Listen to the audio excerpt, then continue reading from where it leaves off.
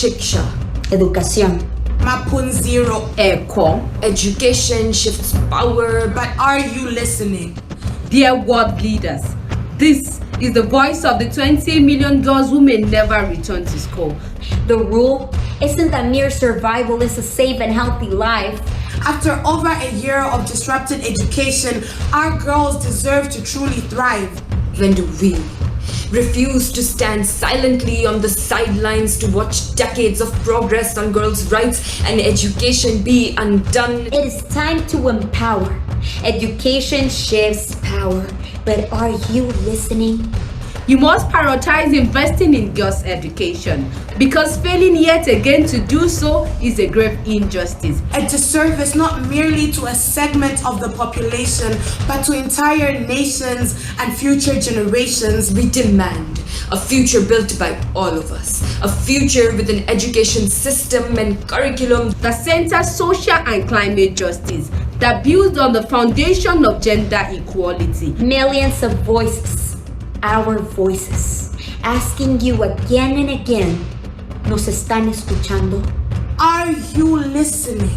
Education shifts power when schools are safe and inclusive. Education transforms idea systems and norms. Saying no to boys will be boys and ushering in accountability and reform.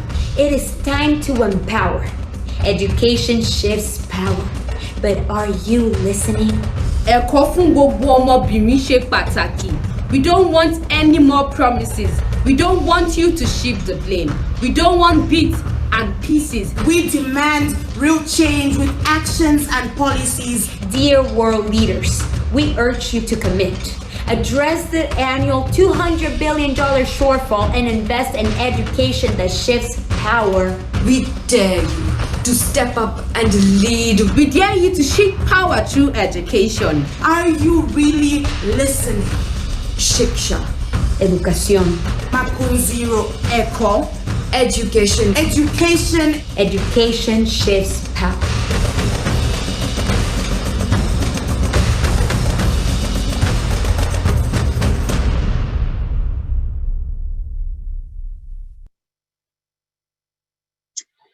Wow, those are some powerful opening words that we've heard from activists and poets from around the world. They belong to a feminist collective called Transform Education, which is hosted by Angai, and we thank them for that powerful poem.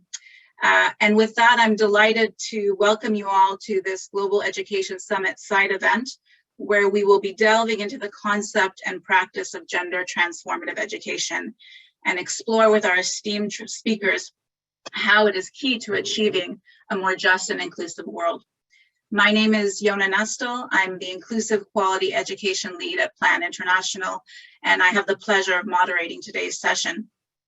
Plan International has had the privilege of working alongside our partners Angai and UNICEF, and we thank them, our speakers, and all of you for joining us for this critical conversation today.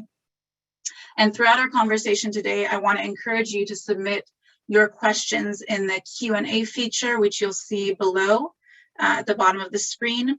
And then please do engage on social media using the hashtag Education Shifts Power and GES 2021. As I mentioned, we've got a great group of experts ready to make the case for gender transformative education today. But before I turn to them, I wanted to give a bit of context and background on the discourse and practice of gender transformative education. I think we can all agree that we've made great progress over the last 2 decades when it comes to increasing girls' access to education. And even in primary school completion rates for girls, most regions are on the rise, with many meeting gender parity. A more traditional or instrumentalist call to invest in girls' education has told us that educating girls will lead to them having more bodily autonomy, better employment opportunities, and that they will uplift their communities out of poverty. And while all of that may be true to a degree, without systemic change and tackling the root causes of gender inequality, that's a pretty heavy burden and expectation to put on girls alone. I think we can also all agree that the transformative power of education to bring about deep systemic change, to dismantle systems of oppression, and to bring about a more gender and socially just world has not yet been fully harnessed. Although globally we've committed through SDG Target 4.7 and other normative frameworks to ensure education brings about gender equality and social justice more broadly, much more prioritization and investment must take place together with other sectors to commit to gender transformation in and through education. So what do we mean when we talk about gender transformative education? That's of course what we'll be exploring today with our panelists, but let me offer this. Gender transformative education seeks to utilize all parts of an education system, from policies to pedagogy to community engagement, to transform stereotypes, attitudes, norms, and practices by challenging power relations, rethinking gender norms and binaries, and raising critical consciousness about the root causes of oppression and inequality. How many of us learned about patriarchy, feminism, and were encouraged to view gender as a social construct in school? Not me.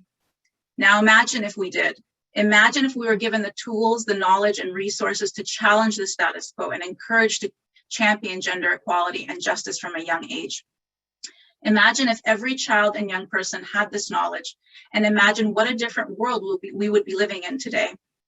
I'm very encouraged by the incredible young activists that I've had the privilege to work alongside, and I know that they are demanding an education that brings about gender transformation.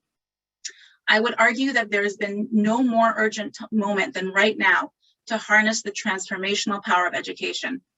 COVID-19 and the worsening climate crisis has exacerbated inequalities, especially for girls, LGBTQI+ children and youth, and other marginalized groups. As COVID-19 continues to threaten education around the world, our collective commitment must go beyond access to ensure that children and young people are learning how to bring about a more just and inclusive world. That through education, we aren't just building back better, but we're building back equal. Plan International, together with UNGAI, UNICEF, and many of our longstanding partners, have acknowledged that there's a need to better unpack the concept and practice of gender transformative education so that it can be understood, embraced, and practiced within the education sector and beyond.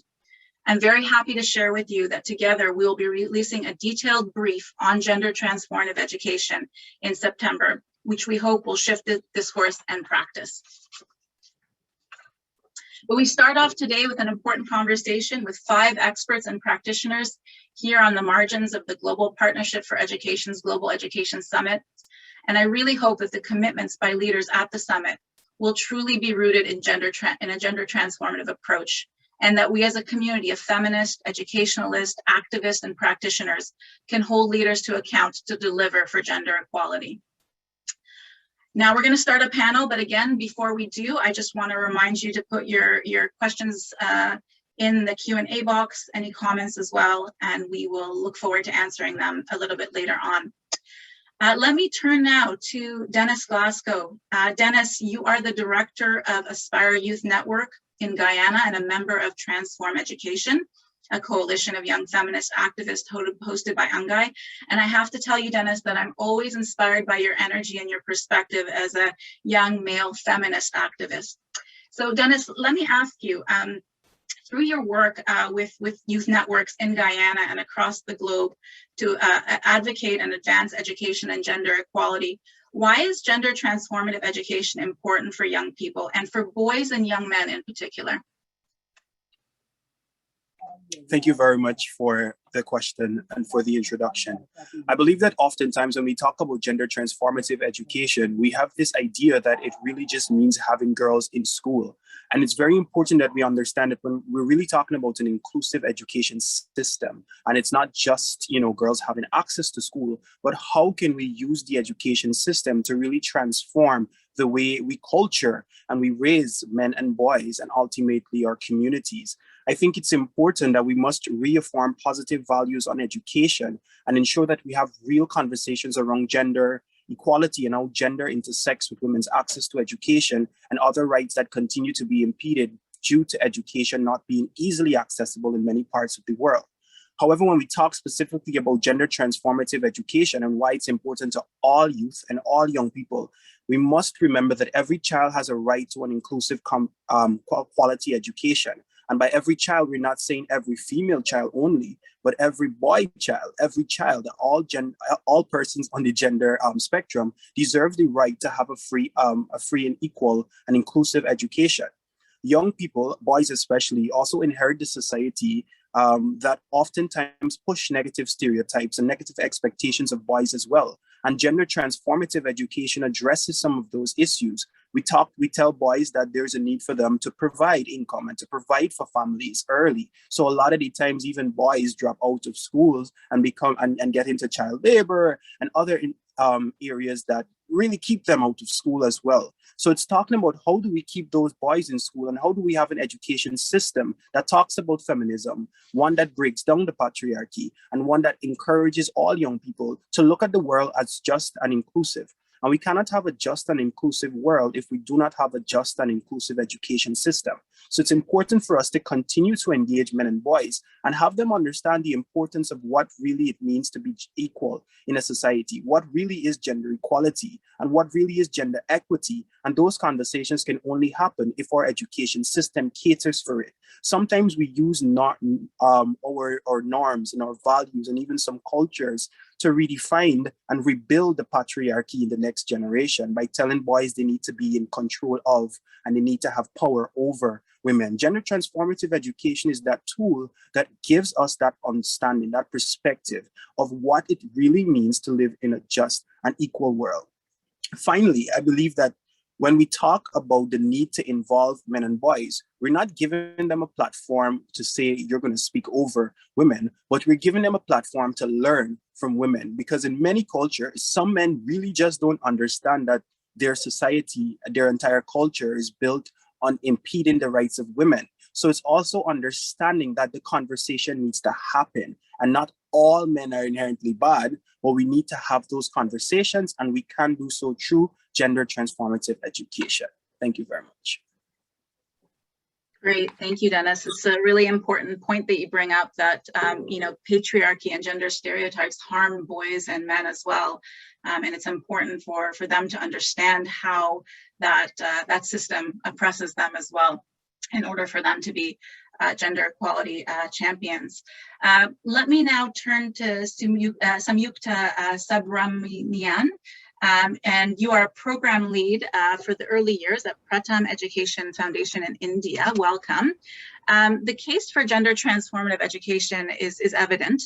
And based on your experience and expertise working and researching in India, what age does gender transformative education need to start at? And what does gender transformative early learning look like? Thanks, Yona. Thanks for that introduction. And thank you for that question. If I were to talk about India and many other parts of the world, I know that we've heard, and this has only been exacerbated during this pandemic, we've heard about instances of early child marriage. We know about domestic violence. We know about teenage pregnancy on the rise, girls dropping out of school. And we've heard of this kind of violence and inequality for the last so many decades. And yet, if we look at where this really begins, the case that I want to make is that it begins much earlier.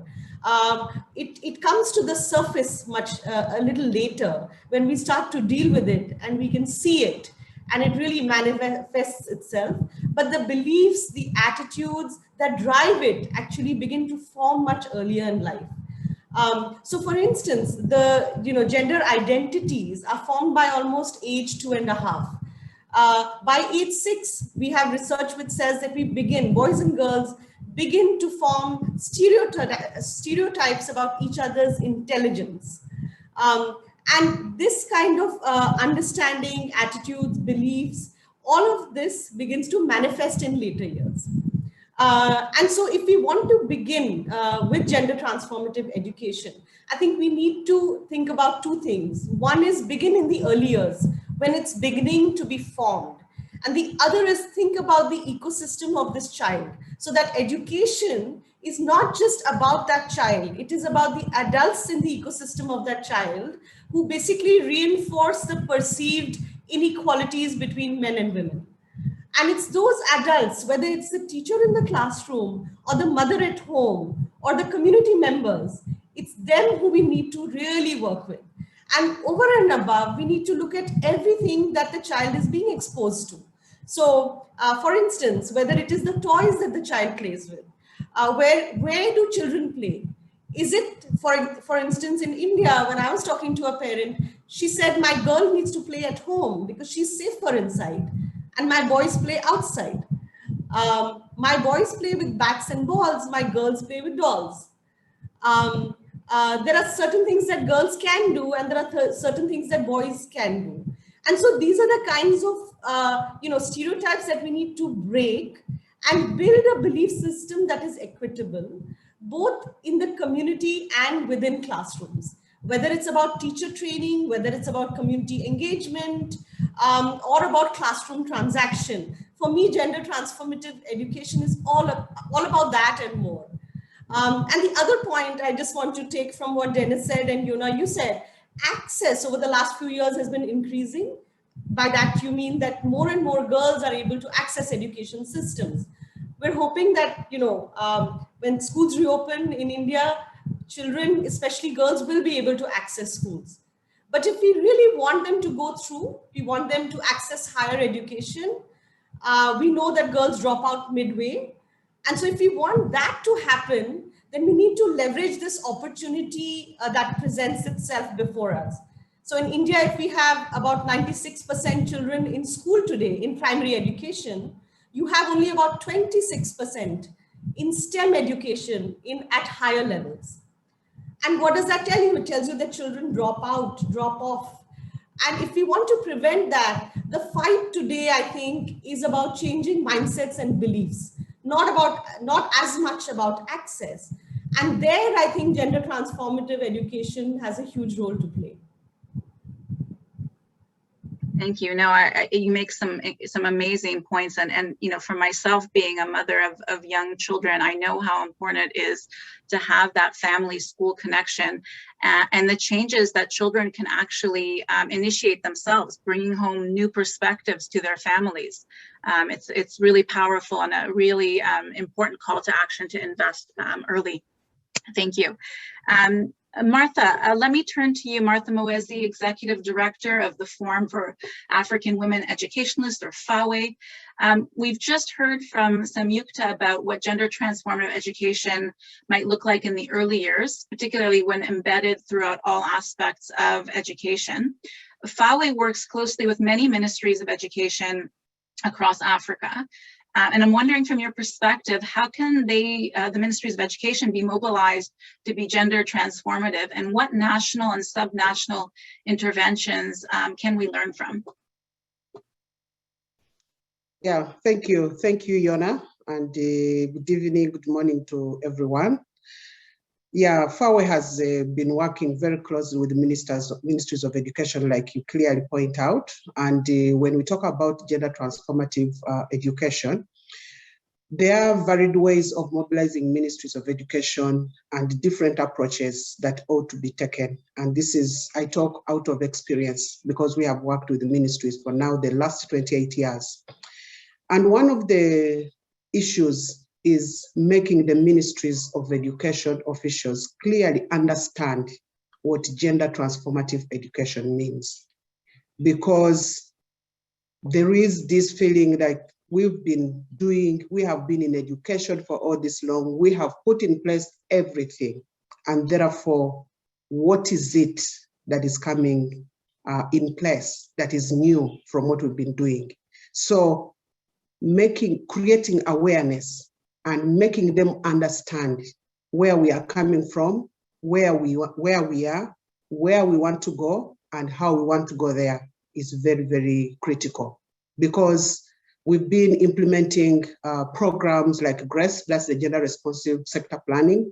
The Girls Strategy are all initiatives at the ministries. Gender budgeting is all there, and they have quite a number of policies in place. So it's very good for us to make this very clear, very understandable, and making the expected outcomes sound very clear and plausible to them. In that way, all initiatives would be able to take off at the ministries of education. The other critical issue is involving the ministries in all initiatives that we, as civil society particularly, as we initiate, as we make the initiatives, as we put in place all the efforts, it's good to have the ministries in place right from the start. And when you have them from the start, it's about ownership.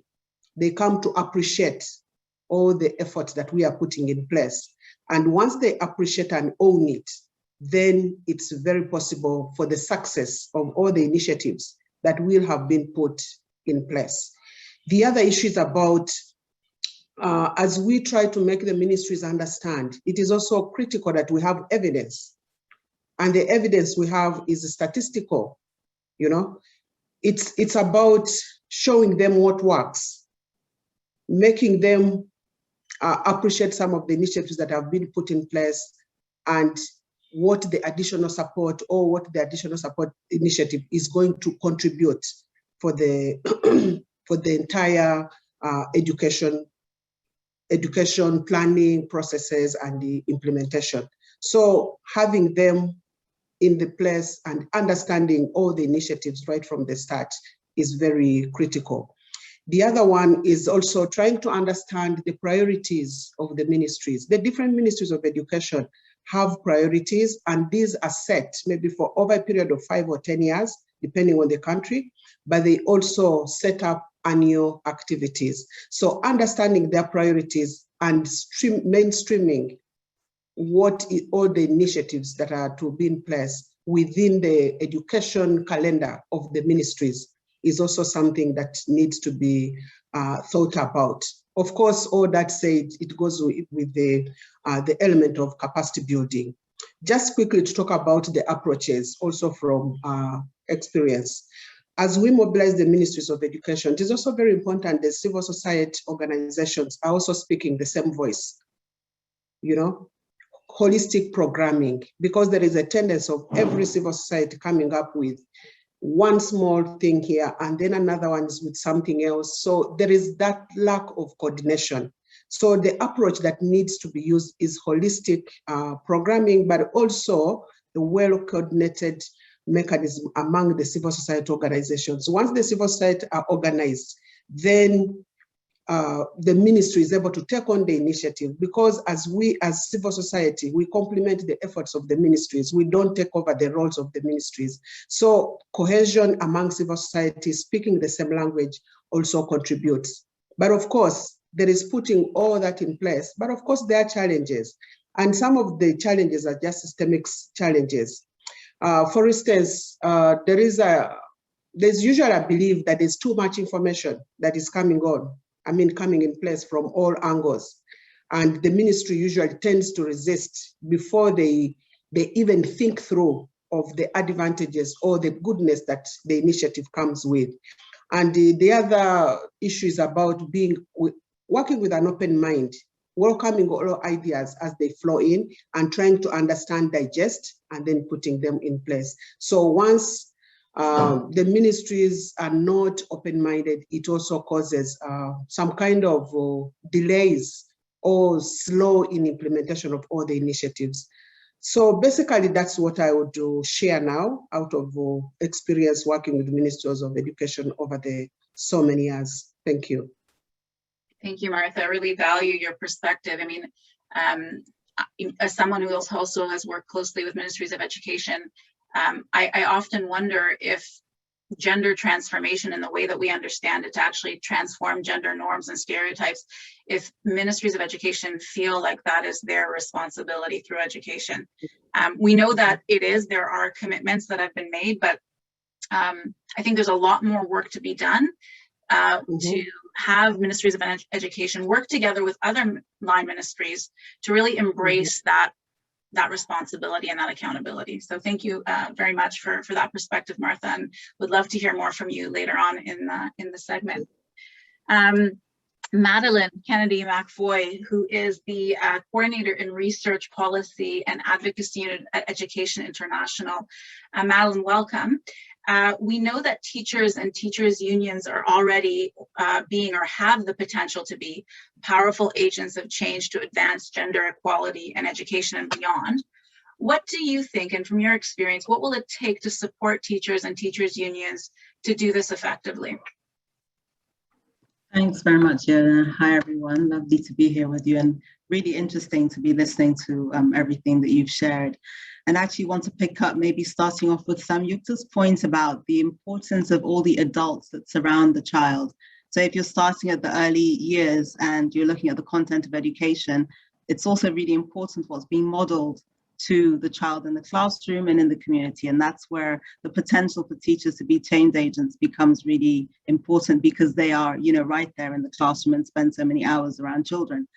So I think in the first instance, terminology is really important. And this conversation is really getting us on the road, isn't it? To really unpicking and making clear for our colleagues in civil society, for people in ministries and the wider education landscape, what we mean by gender transformative education. I think it would be important for us to remember that for many actors, including for teachers, they've been hearing about gender responsive, gender sensitive, and the brief that will be launched in September will, seek to make those distinctions and the links between them clear. But I think for educators, certainly thinking about what kind of support they would need to be able to really be transformative in their practice. It starts with their training, the initial teacher training, the continued professional development programs, where we really need to not just use rhetoric or words, but be clear what we mean by these words and to show how that can be put into practice. Then I think there are two other dimensions, internal and external. Internally, I think we all know that actually the best way to learn something is to experience it, to embody it, right? So if in educators' unions and teachers' trade unions and the organizations that represent them, the work that's ongoing there to try and make them more gender equal, to ensure that equity is increased within the structures, that there are more women represented, it becomes a matter of practice already in your own organization. And you can see more clearly how you can continue that practice in the classroom. You can see more clearly how any programs that education unions have to train their members, they can put that practice around gender transformation into those programs. Then I think there's the external dimension where education unions in many countries, unfortunately not in enough countries, are among the constituencies that are consulted when policy dialogue, education policy dialogue takes place. It's important that they're there because, as I said earlier, they're the ones in the classroom with the children. So they are able to identify where the potential is, where the resources need to go in the education system that's going to support the kind of gender transformation that we're talking about through education. So internally, within their organizations, within their structures, education unions can make a big contribution there by already embodying and practicing what we mean by gender transformation. They can be very effective and very important players when we talk about policy dialogue with policymakers, ministries, etc. And then I think there's a last dimension I'll mention, partnerships, very important, with other civil society stakeholders where we exchange, share, and support each other in this work. And what Martha was saying about all speaking with the same voice becomes really, really important in those partnerships. So there's no confusion, there's not too much duplication of the work that needs to be done, and that the resources, there are not enough resources, and this pandemic is showing us that, but that the resources that are there can be used as effectively as possible. I think I'll stop there and hope to continue later on with everyone. Thank you. Thanks so much, Madeline. I mean, I think the other thing, if I may offer something that I've seen quite powerfully working with teachers is supporting them through that process of critical consciousness where they actually explore how gender inequality has impacted their own lives. Because oftentimes it's hard to, to be a gender equality champion in the classroom if you don't fully unpack how it's impacted you as an individual. And we've seen that through teacher training programs, but also Martha mentioned GRESP, this gender responsive education sector planning approach, where we're working with bureaucrats, we're working with people that work in the ministry these high-level people also have to go through this kind of process of critical, consciousness, and it's a pretty incredible process to see. So thank you for that, Madeline. And I'm going to turn to Sally Gear. And Sally is the head of profession for education at the UK Foreign, Commonwealth and Development Office. Sally, welcome.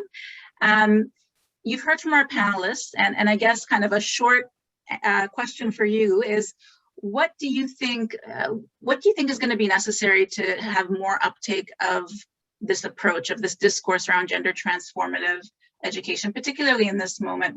What do you think it's going to take to get the sector to embrace this approach?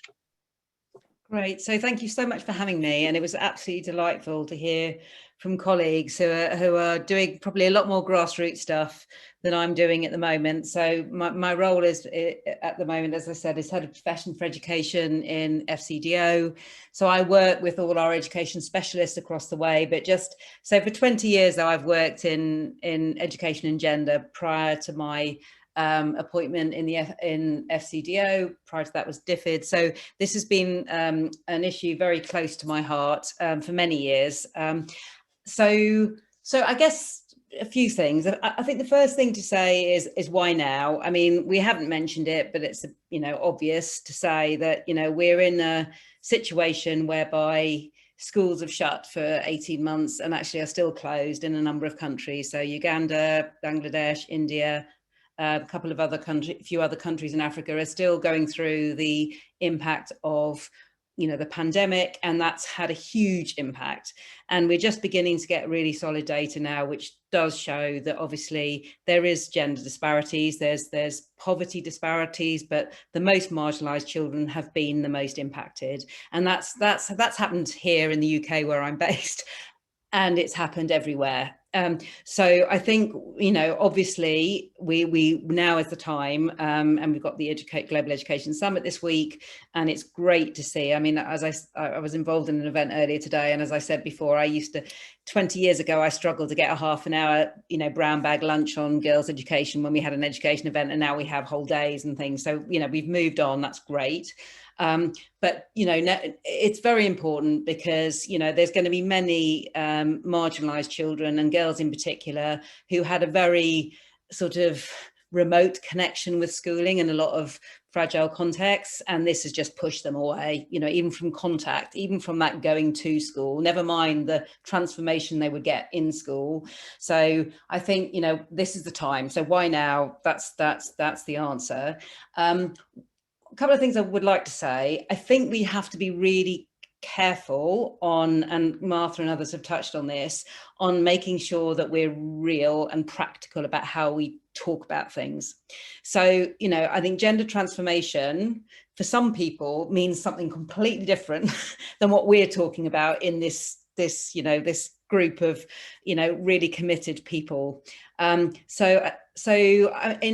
If you've never had a chance to read it, in 2005 2004-5, they did a global monitoring report. It was called then. It's now called the Global Education Monitoring Report, on gender equality. And there was a really nice framing, and I'm probably misquoting it, but it was gender equality to and gender equality through, and I think it was gender equality from or out of education. And I think for policymakers, and forgive me, I am a policy person, I work for a bilateral donor, so forgive me for that. But I think it's really helpful that we're really practical. So to get girls into school, we need certain policies, and to get them back into school, we need certain policies. And they probably include things like finance.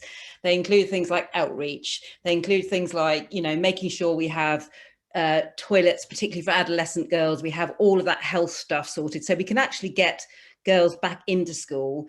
And then the next, it's not the next, it's all related. And then once we're in school, it's like, how can we make curriculum more inclusive? Those really basic things on, is it all, when we're portraying boys and girls, women and men in textbooks, have we got that right?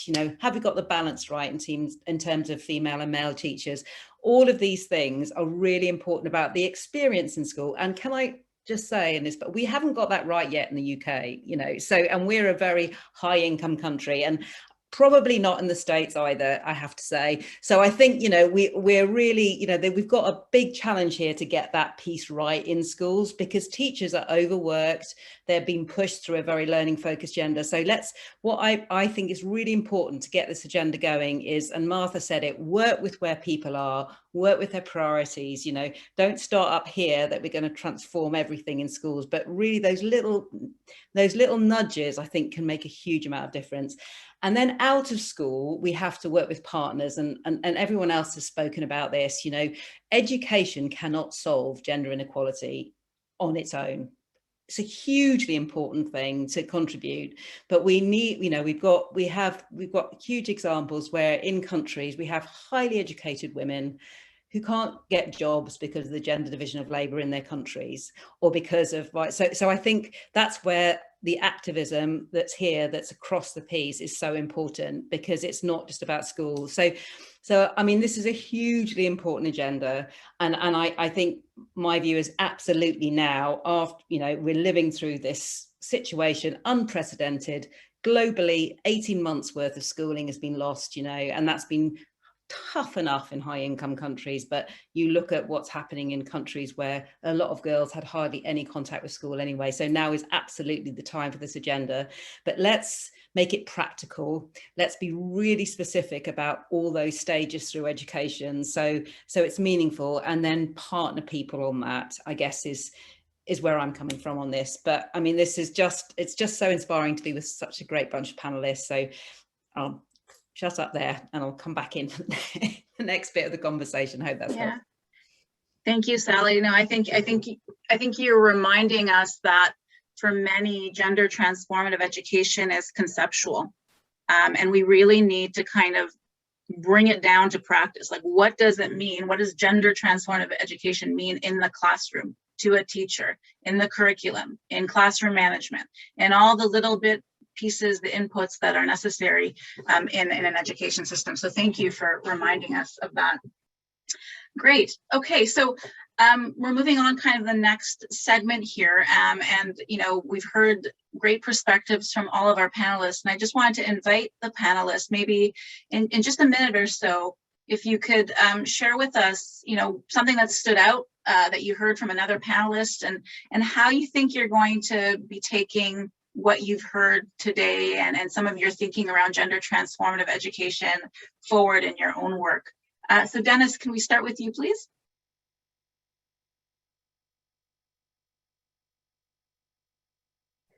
Hi, sorry about that. There were two things that really stuck out to me. One is that the parents and adults need to also be involved in the child's education. So yes, we're talking about gender transformative education as a system and affecting that system.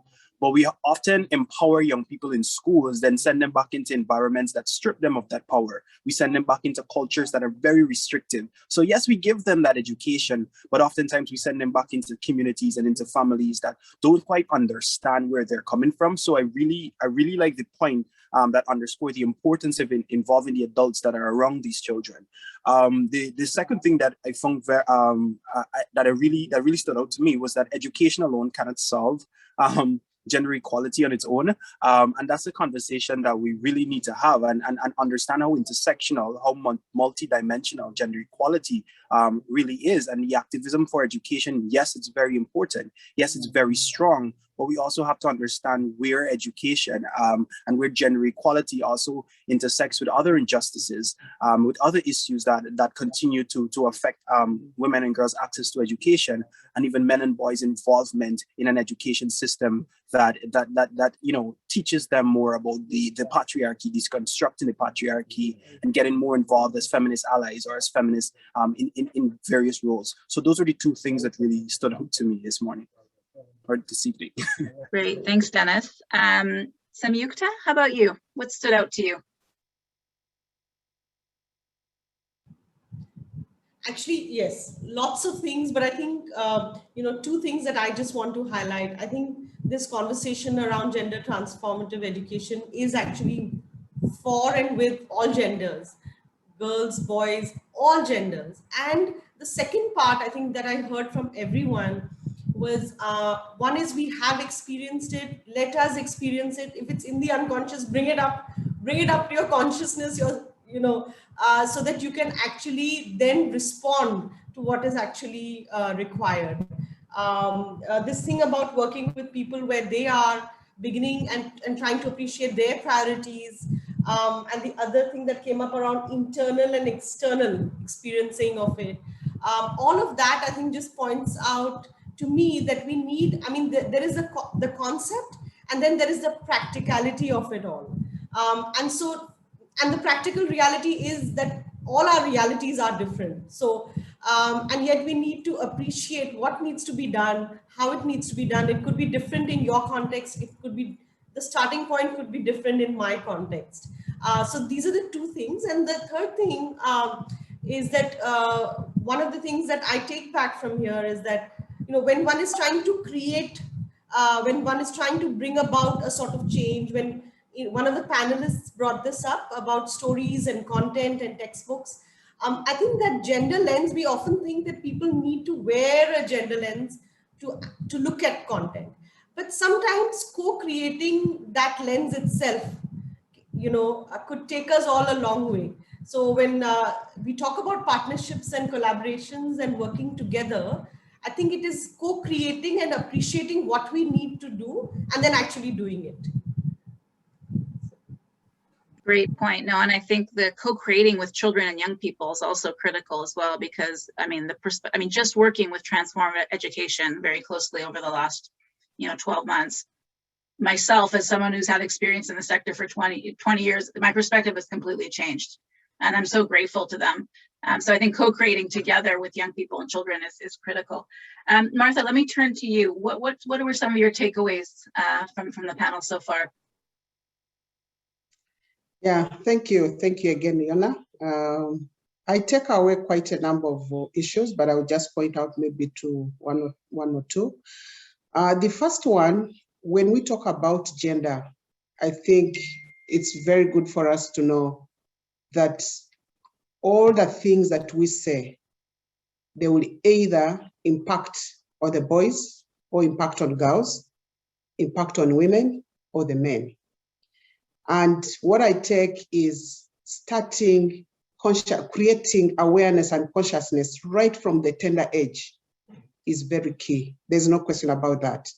Because once these children grow up, whether they are sensitive, whether they are responsive, whether they are transformative, it makes a lot of sense in all that we want to do. So it is really targeting that right from the early stage. The second issue is, who is the target? I mean, which channel are we using? Are we using Ministry of Education? Are we targeting teachers? Are we targeting all? I want to believe it's targeting all.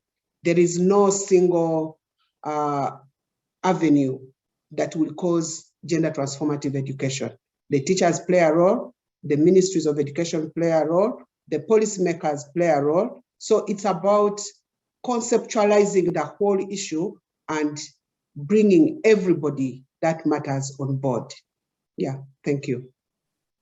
Thanks, Martha. Madeline, let me turn to you. Yes, thanks. Yeah, I think the two big takeaways for me is this, what everybody's been saying about the importance of starting early, and starting early and involving communities, because there can be a lot of controversy when we say we want to work with young children to make them more responsive or more aware, more conscious of the ways in which power creates these divisions between the genders. But it's actually very important, because that's the only way to start to get them to think critically about some of the limitations that when they leave school and go and find them at home or in their communities, that they can think critically about what they mean and how they can start to undo them. So the importance of early years on the one hand. And then secondly, that when we use the term transformation, it just rolls off the tongue easily. But if you stop to think about it for a second, we do actually mean that we want to change everything. So we have to, look at all the different components and everybody's got a role to play where they're located. All the different actors, whether they're in civil society, whether they're in ministries, have a role to play, and that role has to be a role that brings them into the work as full human beings, as gendered human beings. We don't need a gender lens because we're living gender, everybody, wherever on the spectrum you are. If we can make that conscious in our work, I think it can make a big difference. Yeah, that's right on. Thanks, Madeline. And lastly, Sally, any takeaways? Can you hear me okay? Yeah, good. No, really, really interesting conversation. I think, so lots of people have said what I was going to say, but two things from me. I think the data and evidence points, I think Martha mentioned it, about, I think it's really important, you know, just to have that, because we can have the conceptualization of, you know, gender transformative education, but if we don't have, like, you know, we know because of study X that if you change the curriculum on this, the role, you know, this, I mean, I think we do have to be quite hard-nosed. I'm sorry, I'm the hard-nosed one here, but yeah, you know, we have to be quite hard-nosed about, like, this will make a difference. We know that because this has been done. I mean, and you know, when I say evidence, I don't mean, you know, the purist RTT stuff, but also the qualitative work, all of it, you know, I think, and data and numbers, they do matter, you know, when people are really busy. So I think let's just keep that in our heads when we're going forward. And then teachers, you know, I just sort of feel, you know, it's brilliant. There's been this lens on girls' education now, which is so important, and the importance of learning outcomes. And I just think we just need to keep remembering, particularly after this, you know, this fact that schools have been shut. Let's just hope that that has brought about a more thorough understanding about the profession of teaching, you know, and how difficult it is actually to do it well. And, you know, the use of distance learning and stuff, and how that needs to be complemented. So, I mean, I think, and it matters for girls and it matters for boys. And if we can get, you know, as someone mentioned, you know, teachers with brilliant gender lenses for both girls and boys, and where they're coming from in their social norms, wherever they happen to be, how much better they'll be. But certainly teachers needs to come back. So yeah, let's just not lose that in our focus on girls' education. So yeah, they're the couple of things from me. Thank you. Great, thanks. And we've got some good questions in the, sorry, I'm muted. Great, thank you, Sally. And we are getting some good questions here in the Q&A box. So let me pose a few to you. Maybe this one's good for Madeline. Someone's asking, and forgive me, let me just see who it is here. Don't know if I've got names. Someone's asking about teachers and gender parity kind of in the teaching profession. And how we can promote gender transformative education when we know that women teachers are normally relegated to the early years, or, you know, levels of education that don't have as high a status as, say, secondary school. We see a lot of male teachers in secondary, and overrepresentation of female teachers in the primary and the early years. So did you just want to comment on that?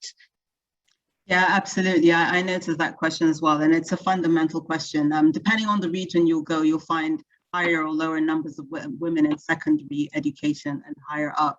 So the issue of, you know, women teachers across the board has been a very important one when we're thinking about the investments that goes in, and also for safety issues. We know there's evidence there that parents are reluctant to send their girl children to school if there aren't women teachers in school. They feel that their girl children will be safer in school. So the issue of women being supported in the profession has been a very important one. I also want to mention the fact that the teaching profession is so heavily dominated and viewed as a feminized profession has an impact on the status. Sally just spoke about maybe a rethinking of the important role that teachers play. And if the majority of the teachers are women, then the important role that women are playing in the education of children, globally speaking.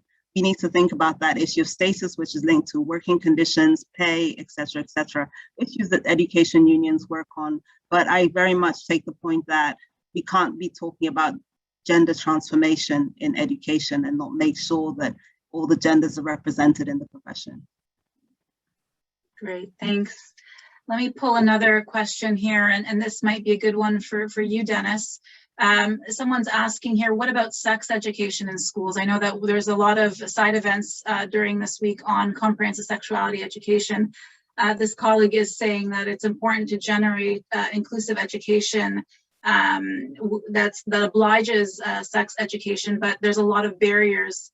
How do you view comprehensive sexuality education in terms of gender transformative education? What role does it play? That's a really great question. I think when we talk about comprehensive, sexuality education, we understand that those conversations are usually very comprehensive, right? And they incorporate things like gender equality and the importance of gender equality, not just in our education system, but ultimately in our communities and our families. While we're still having conversations around the importance of quality comprehensive sexuality education being made available, we must understand that these conversations about gender equality is so integral and so integrated into comprehensive sexuality education, especially when we talk about young people's sexual reproductive health and rights, and young women's sexual reproductive health and rights, and how that also intersects with their access to education, their access to female hygiene products, even in the education system and in certain spaces. So I think that there is this relationship between comprehensive sexuality education and gender transformative education, because in that conversation, we talk about the importance of gender equality, and we talk about women's and girls' health and girls' access to education as a result of their health. But we also talk to young boys as well, because we have those conversations around equality and what equity is. As someone who teaches and trains teachers and trainers to deliver comprehensive sexuality education in Guyana and other Caribbean countries, I think it's interesting the type of conversations that we have, and how well integrated these conversations we're having here is and already exists in comprehensive sexuality education. So I think there's a relationship, and there's an importance for continued advocacy for the involvement or for the implementation of CSE, because that also helps push the narrative and push the conversations around gender transformative education. Great, thanks, Dennis. Take maybe a couple more questions, and we've got a question here from our dear colleague Nora Files. Hi, Nora. How do we support gender advocates in ministries of education, often in gender units, in their role to influence the planners and other decision makers across the ministry? Martha, this might be a good one for you. So how do we support those gender advocates? They might be kind of lonely there in the ministry. How can we support them to really influence outcomes within the ministry? Yeah, thank you. There are varied ways to support the gender focal point persons in the ministries of education. And one of the ways is building their capacities, making them have all the information that is required. Because like I mentioned, when you get to the Ministry of Education and you are presenting an initiative, you need to have all the information about it. You need to have the evidence. You need to show that it works. You need to prove that's going to make a difference. So the best we can do is equipping the gender focal point persons within the ministries with adequate information, with adequate knowledge, and also building their capacities in terms of advocacy, because some of these things we are talking about is purely advocacy. And if they don't have the capacity to convince the ministries, then it becomes a very big challenge. So that's the kind of support that they need. They need a voice behind them. They alone may not, because they may not perform miracles, but they need a strong support. And that could come maybe from, for instance, civil society organizations to give the backup support. I think that is one of the ways I can mention of right now. Thank you. Thank you, Yona. Thanks, Martha. We've just got another minute, and I've got a really important question here. And Sally or Samyukta, I don't know if one of you wants to take it, but someone's asking, how is this different from what we're doing now? In 1 minute, what's the difference in terms of what we're talking about, gender transformative education, and what we've been doing? So I'm not sure if either one of you want to. Samyukta, I see you come off mute. Did you want to answer that? Sure. Yes, so I wrote to this person who asked this question, and I was saying that I think I wouldn't say different. I think we're taking the agenda forward. There's a lot more that can be done. That's not to say that things haven't happened in the past, but I think our focus has been a lot more on access and of course on things in the later years. I'm saying now, begin in the early years, and if people have the opportunity, how do we leverage that opportunity so that we do build those gender equitable attitudes and behaviors? So we've come this far, but we have a long way to go. And I think the call to action here is, having come this far, let's up the ante, as it were, and look at everything in the ecosystem: the adults, the content, the interactions, the government, the partnerships. We're just trying to amplify that. Yeah. Yes, indeed. We need to up the ante. I like the way you put that. Okay, thanks everyone. Thanks for those questions and those responses. I'd like to invite Lauren Rumble, who is the Principal Gender Advisor at UNICEF HQ, just to offer some reflections. Lauren, you've been listening, and it'd be great to hear some of your thoughts. Thank you so much, Yona. It's been such a privilege to join this panel of wonderful speakers, and I can feel the energy across the screen. And thank you for the excellent questions from all the participants. I've been listening carefully, and we've been, thinking out loud here at UNICEF what it really means to unpack this term, gender transformative, and apply it to our programming with and for children. And I think many of the panelists described it very simply, and I will go ahead and try and summarize what I heard as sort of the building blocks of a gender transformative approach. The first aspect is, of course, to really look at the policies, as Sally emphasized. What are those policies that are holding girls back in particular, but children of all genders, not only in accessing, but actually enjoying a quality education? It could be, for example, not allowing pregnant girls to come back to school, or it could be because there's not enough sufficient budget around menstrual health and hygiene supplies, as Dennis mentioned. The second aspect is, of course, around data, evidence, and feedback from young people themselves, as Sally emphasized. We really want to be listening to those young people, girls, boys, and children of all genders, telling us what's working for them. Do they feel excluded? What are they learning? What are their perceptions and attitudes? Are we actually making a difference in disrupting those stereotypes on a daily basis? The third, as Samyukta and Madeline and Martha all emphasized, is of course around the curriculum. What children are actually learning? Are we teaching them comprehensive sexuality education in a progressive and powerful way? Are girls learning and boys learning about consent in a meaningfully? For example, and what it means to actually access sexual and reproductive health and rights in a comprehensive manner. And then I loved what Dennis and others said about partnerships, not just with boys, but actually with feminist organizations, with young people directly. That makes us a richer and more vibrant community, and it keeps us real. And then finally, I really loved this aspect of teachers themselves. Who are those champions that are around children from an early age? And it's teachers, it's parents, and other caregivers. And then finally, lockdown for these last 18 months or so shouldn't mean lockdown with violence and without an education for all the children in the world. And it's such a devastating time, but within this crisis, there is, of course, opportunity. And for us at UNICEF, that means putting girls really, their education and their empowerment at the heart of gender transformative approaches. And so my very simple answer to the last question is, what are we doing differently? A renewed and laser-like focus on girls, where they're learning, how they're learning, what they're learning, and supporting them to become those powerful change agents and leaders that we know them to be in that excellent video we saw at the very beginning. So thank you for having me. It's been a real pleasure. Thank you so much, Lauren, and thanks to all our speakers. I'd like to say a special thank you to my colleagues behind the scenes at UNGA and UNICEF for collaborating with us on this really important panel today, on this important conversation. This is a very important week for the education sector with the Global Education Summit in just a couple of days, and I look forward to working hand in hand with all of you to hold governments to account to deliver on gender equality in and through education. So thanks everyone, and have a good rest of your day. Thanks, Fiona. Thanks, everyone.